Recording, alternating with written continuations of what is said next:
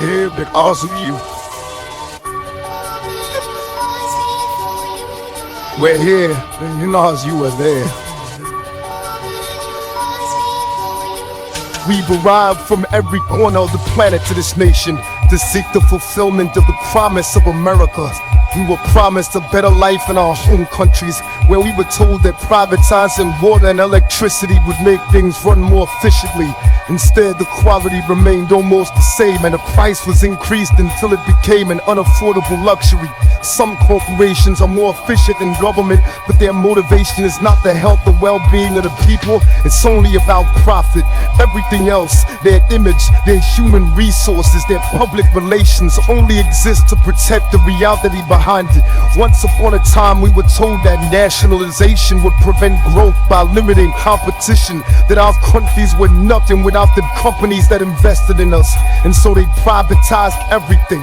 Everything in our country was owned by people that had no connection to our culture, by those who never had our interest at heart. They didn't care about our survival or well-being. They just wanted to turn a profit by raping the land, by exploiting our people, our industry, and our resources. They took everything we built and made it theirs.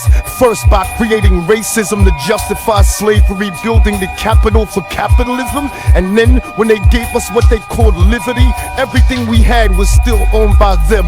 Our governments told us that socialism was the real enemy, and that we would have freedom, but the foreign powers and corporations were the ones with the real freedom. The freedom to take all the wealth generated by our work and our land and give us only a small percentage of the scraps from the table. Their lust for power and their greed drove them to betray not only us, but themselves in the word of their own God.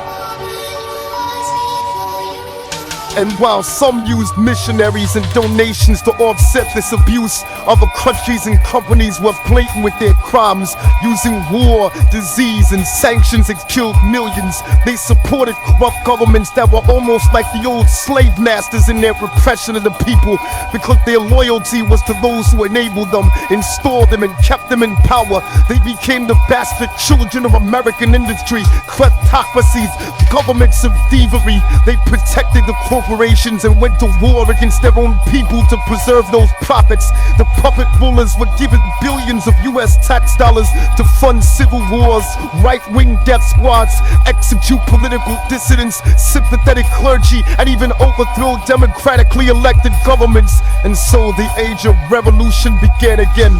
They painted it as godless terrorists versus the free world and the free market. But the free market has never been free, because the market does not regulate itself. It is manipulated like a puppet, and it survives because of its image. Destroy the image and the enemy will die. Such is the same in the rap industry, for the major label superpowers treat the underground like the third world. When they need new assets, new artists to prostitute or side and put on the shelf to use their songs. When they needed new concepts, music, and publishing to steal from producers, they came to the underground, to the third world.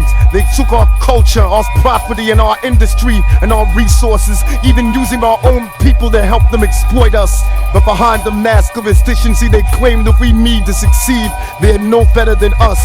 Their economic advertisement was always a lie. A few got rich, but most were given an illusion of wealth, almost as if it was designed for failure. Opportunity comes at the price of the soul in the music. So remember what they are underneath the fancy architecture, glitter and rented jewelry, the cars, the IMF loans, the seeds with suicide genes, 20 years contracts and oil blood money. Build your defenses, my independent brothers and sisters. They'll stop at nothing to get what they want. They paint the third world underground as savage and backward, but the superpowers are no less corrupt. They've just learned to disguise it better, cause they fix elections too. They embezzle tax money, they go to war for resources, they fund terrorism for their own benefit. And when there's enough at stake, history's taught us that they'll even assassinate their own presidents.